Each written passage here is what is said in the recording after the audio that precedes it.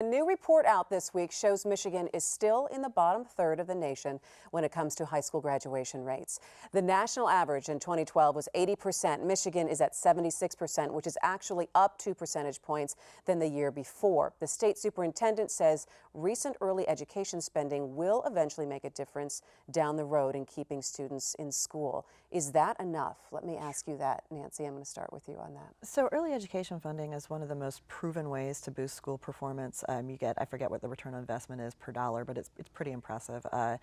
You got to start early, got to help kids get ready for school, can continue to have those contacts with them throughout school that keep at-risk kids in school and doing well. But yeah, early education funding will make a big difference, in my opinion. That's not that, you don't see that payoff then for 18, 20 years down the road. And that's the problem, where people want to see some kind of immediate return. And we have to. We can't go another 5 years even graduating only 3 out of 4 children, failing 1 out of 4 children. That guarantees a poverty rate in this state above 20%. Because if you don't graduate from high school, you're going to prison, you're going on to welfare, you're going to be poor. You are not going to be part of this new economy, this high-skilled manufacturing economy that Michigan is building. And the state is not going to be as competitive as it should be. Early childhood, yeah, try it, but we got to do something now to make sure the kids in high school today graduate. And are they doing anything in Lansing right now, Nancy? Are there things in the works that could quite potentially help in that regard? Yeah, they take a stab at doing something every so often. We've got the educational... They fight mostly. Huh? They fight. They mostly. do. We have the Educational Achievement Authority, which is supposed to have all the most, the worst schools in the state in that district, in the reform district, to try to improve them.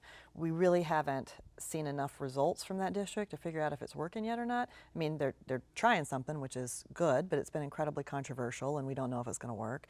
One of the big differences I see between Michigan and some of the other states that have similar demographic makeup but are doing better than us in terms of graduation rate is, once again, the way we fund schools. We're so fragmented here. Every community has its own school district.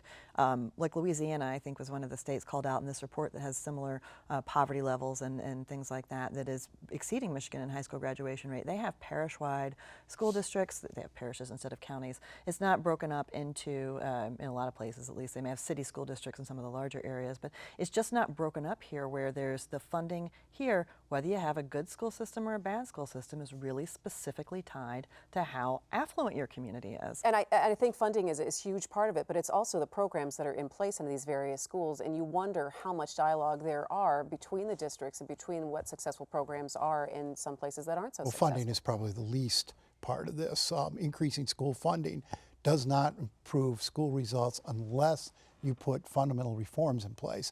And you've got states like Florida, Tennessee pushing well ahead of us because they're a decade ahead of us in terms of adopting reforms that have proven to work, of evaluating their schools a little more closely, of holding both schools and teachers to higher standards, of working individually with children.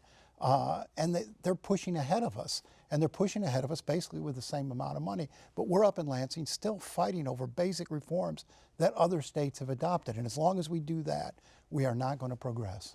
You know, I used to cover K-12 education in Dearborn Heights, and I'm sorry to pick on Dearborn Heights, but they have 4 different school districts, each at the time I was covering those districts, with a superintendent making more than $100,000 a year, with a separate administration for every school district. I mean, the way that we're so fragmented is a problem. Oh, it definitely is. Duplication of effort, and it's a waste of money. For our municipalities too. We've got too many local units of government, and you could free up more funds and have more efficiencies by consolidating, by merging districts, but you still have the basic problem here that we've put adult interest ahead of kids' interest in the state for too long. Last word on this, Nancy. People like to say that putting more money into a school district doesn't improve results, but I have yet Not without reform. I have yet to see a list of of school districts in impoverished communities that are turning out really great schools. I mean, you can say it's not connected, but we all know that. A whole other set of issues on that. I mean, if you have affluent parents, you're going to have